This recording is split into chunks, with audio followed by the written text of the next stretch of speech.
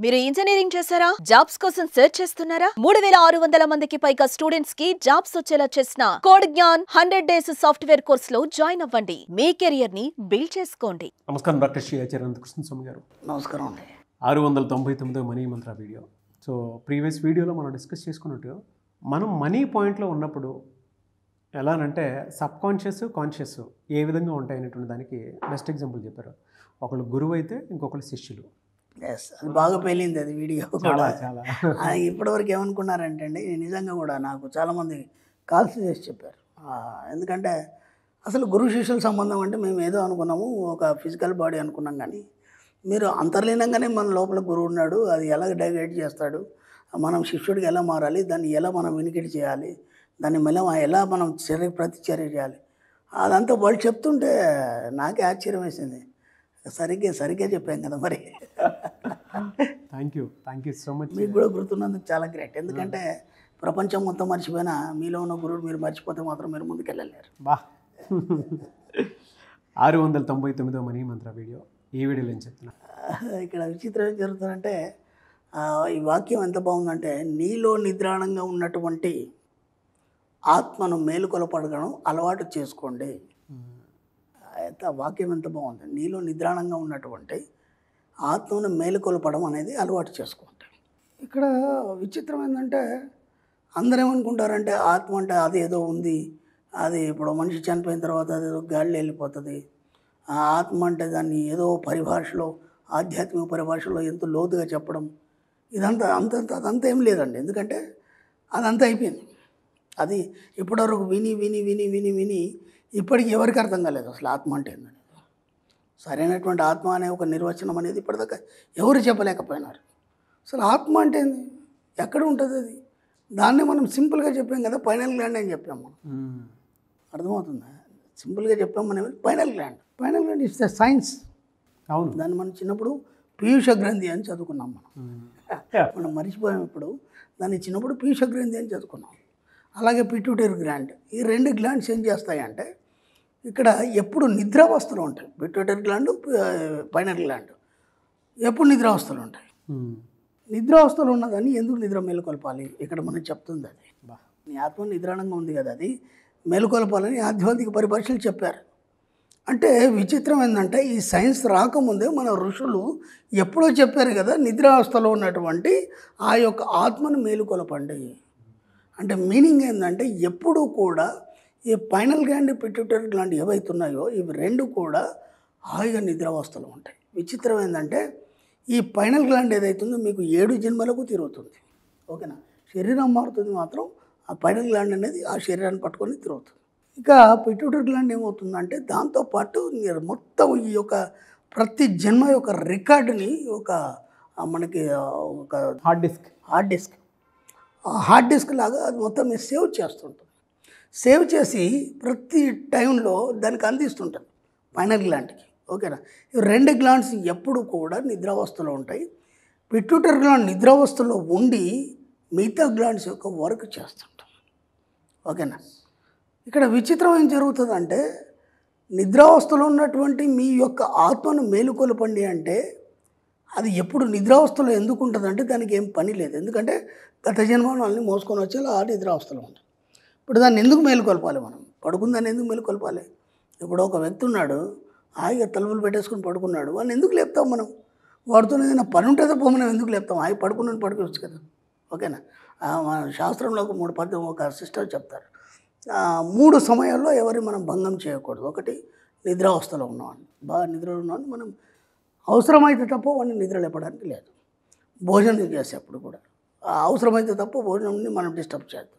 3వది, ఎప్పుడైతే ఇద్దరు కలుసుకుంటున్నారో భార్యాభర్తలు కానీ కామ సమయంలో కూడా డిస్టర్బ్ చేద్దాం.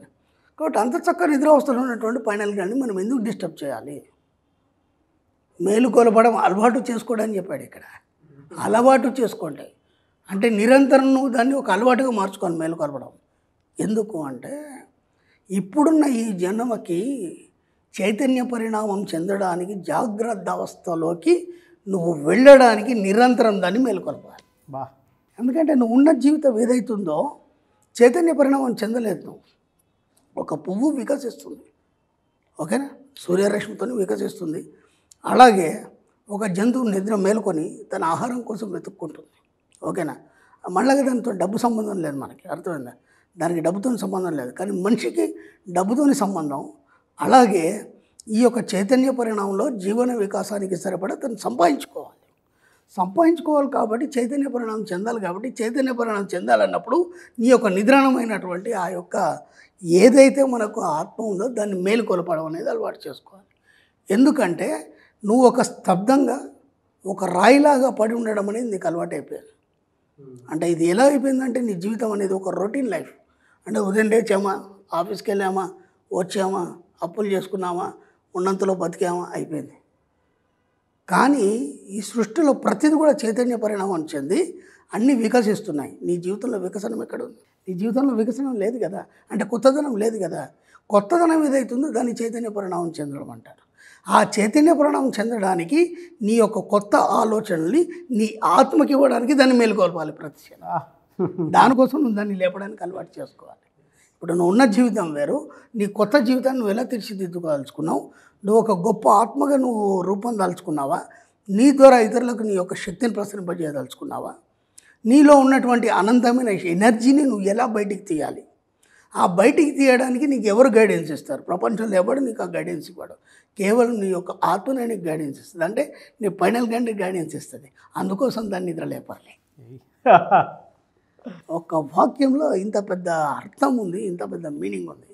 ఇది మనకు తెలియకుండా మనం ఏం చేస్తున్నామంటే హాయిగా మన పని లేదో మనం చేసుకుంటున్నాం, తింటున్నాం, పంటున్నాం. ఆ సినిమాలో చెప్పినట్టు తిన్నామా, పన్నామా, లేచామా తప్ప ఇంకా వేరే ఆలోచన లేకుంటున్నాం. కాబట్టి నీలో నిద్రాణమైనటువంటి ఆత్మని నువ్వు నిరంతరం మేలుకొలపడం అనేది అలవాటు చేసుకోండి ఇక నుంచి.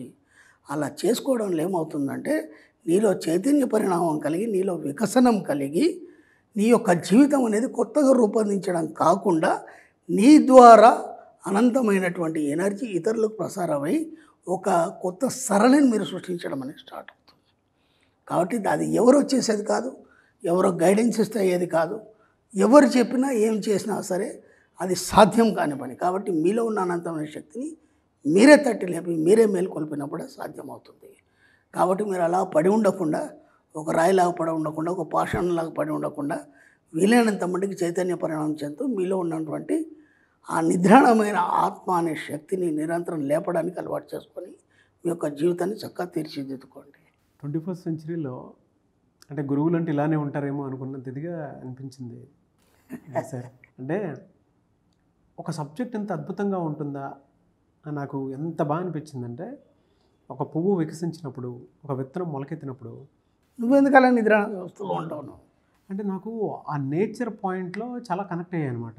అంటే ఇంత గొప్పగా ఉంటుందా, నన్ను నేను అర్థం చేసుకోవడానికి ఇంత బెస్ట్ ఎగ్జాంపుల్ ఉంటుందా అన్న అంత ఇదిగా నన్ను నేను ఓన్ చేసుకున్నాను. ఇక్కడ మనం ఆధ్యాత్మిక అని చెప్తలేము, దేవుడు అనేది చెప్తలేము, ఆధ్యాత్మిక చైతన్యాన్ని కలిగిస్తూ సైన్స్ అని చెప్తున్నాం. అవును, ఎందుకంటే ఫైనల్ గా అనేది సైన్స్ నీ శరీరంలో ఉంది.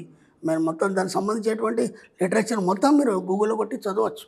అదేమేం పని చేస్తుంది, అద్భుతాలు దాని మీద నేను ఎన్నో వీడియోలు కూడా చేయడం జరిగింది. ఫైనల్ గ్లాండ్ చేసే అద్భుతాలు ఏంటి, ఇంత ఈజీ ఉంది మెథడ్, మనం దీన్ని ఎందుకు ఉపయోగించుకుంటలేము? పనికిరాని అన్నీ ఏదో క్యాన్సర్స్ మైండ్తో ఆలోచించి అన్ని ఇబ్బందులు ఎదుర్కోవడం కంటే ఇంత అద్భుతమైన సబ్జెక్ట్ని పట్టుకొని ఒక ఉన్నత స్థితికి చేరడానికి దీంట్లో ఖర్చు లేదు, దీనికి సమయం కేటాయించాల్సిన అవసరం లేదు. జస్ట్ నీ ఆలోచన విధానం అనేది మార్చుకుంటే సరిపోతుంది. దానికి మనం ఇంత ఇబ్బందులు పడే అవసరం ఏముంది అని నేను చెప్పేది. రియలీ ఫ్యాంటాస్టిక్ అండి. Thank you so much doctor Shri Acharya Anantakrishna Swami గారు. Thank you.